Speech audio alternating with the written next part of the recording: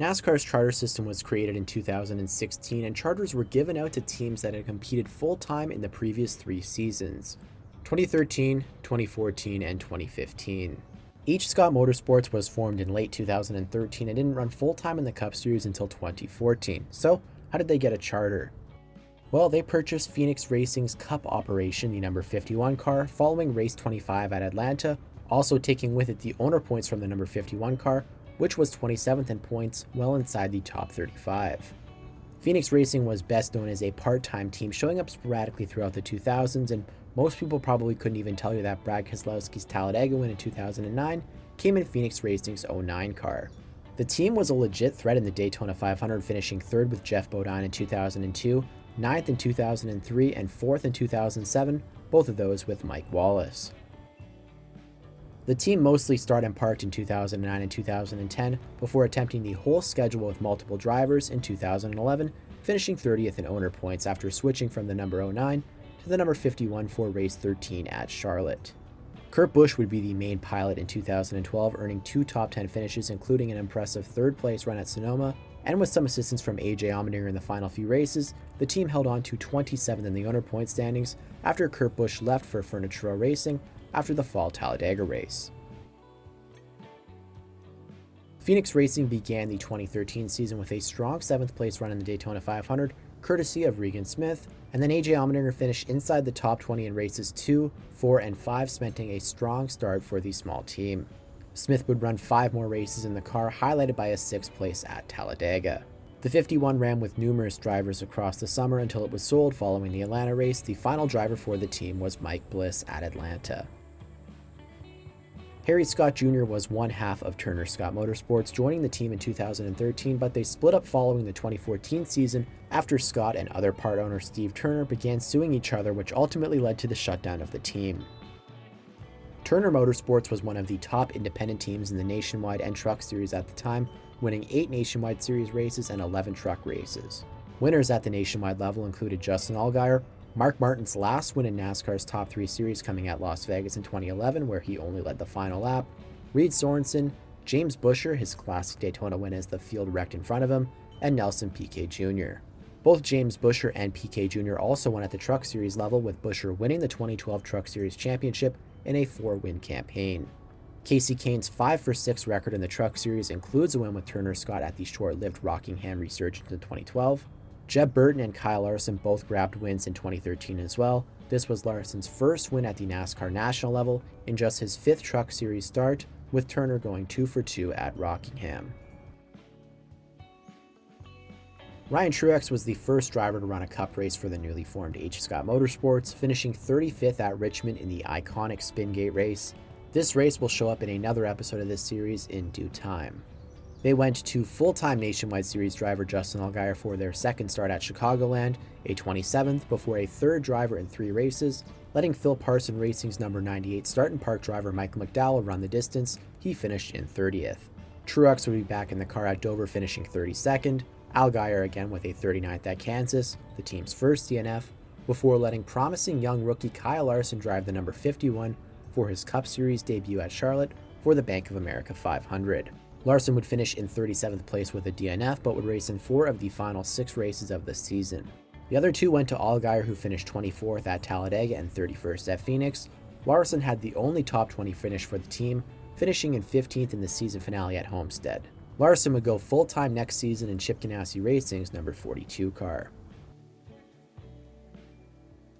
The team tapped Xfinity Series driver Justin Allgaier to run the number 51 car full-time in 2014.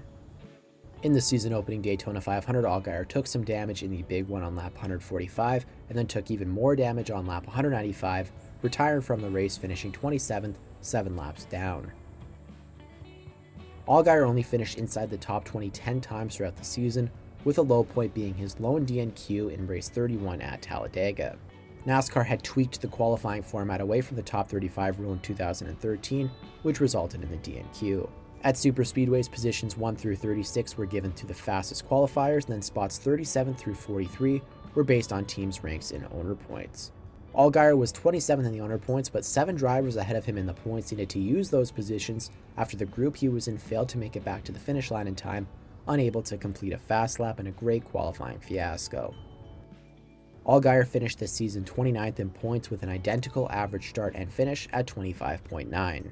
He finished on the lead lap in 11 of 36 races. However, HScott Motorsports brought out a second car for the Daytona 500, tapping 2000 Cup Series champion Bobby Labonte to drive the number 52. He raced his way into the main event via the second duel after qualifying 44th out of 49 entries.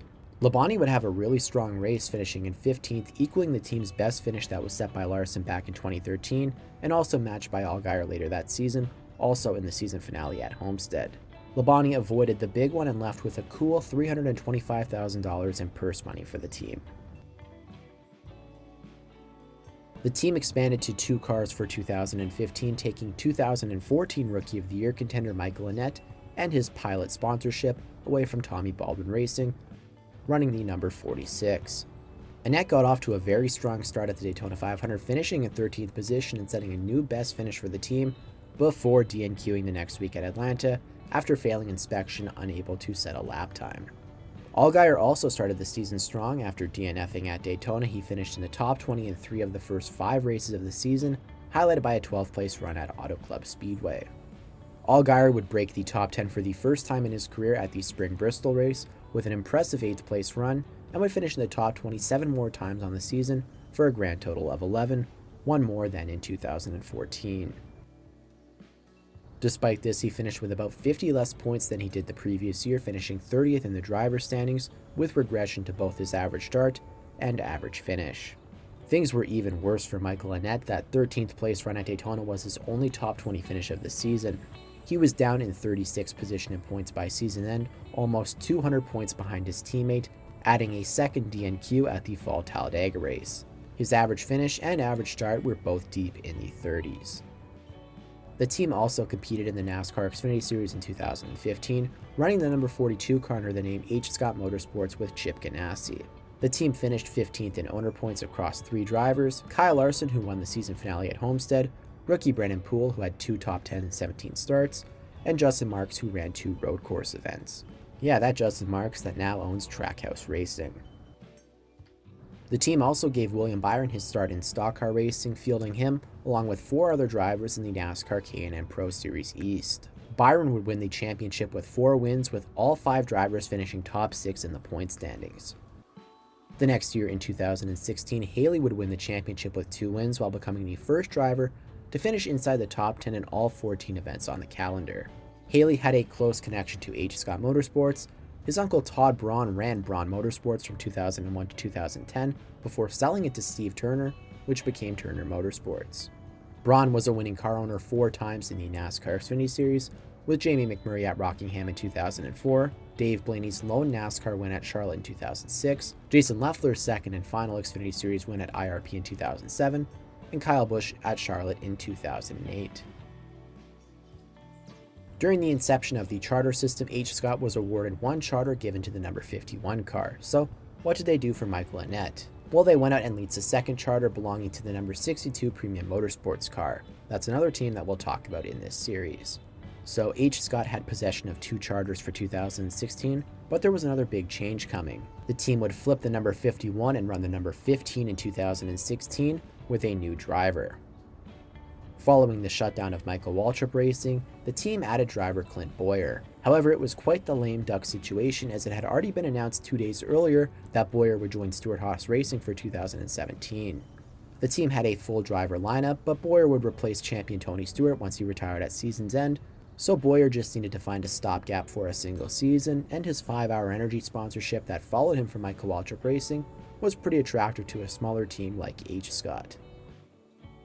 Justin Allgaier would move back to the NASCAR Xfinity Series, linking up with Junior Motorsports to take over the number 7 car, where he remains to this day, 25 race wins and a championship later. The team would also move shops from Spartanburg, South Carolina to Mooresville, North Carolina, more in line with the rest of the series. It took Bowyer 5 races to hit the top 20, which was at Auto Club Speedway, but he earned the team's second top 10 finish 3 weeks later, matching Allgaier's 8th place run at Bristol the year before.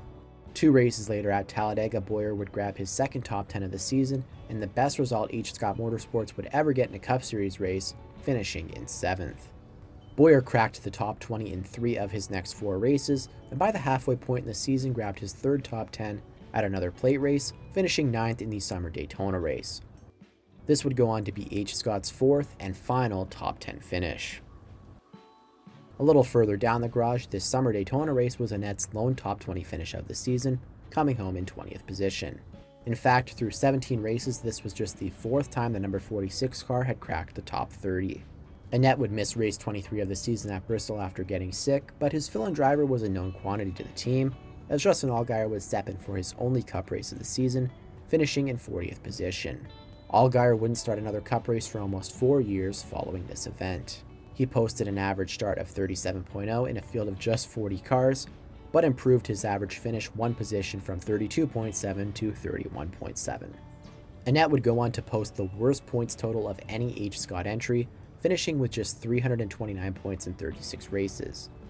Bowyer, on the other hand, would only crack the top 23 times in the second half of the season, an 18th at Watkins Glen, a 17th at the Fall Charlotte race, and an 18th at the second Talladega race. But he did put together HScott's best season, finishing with an average finish of 23.6, 27th in the final driver standings. The 15 car finished 28th in the owner points, which was also the team's best finish, just ahead of both of Allgaier's seasons. The two drivers took different paths upon the conclusion of the 2016 season.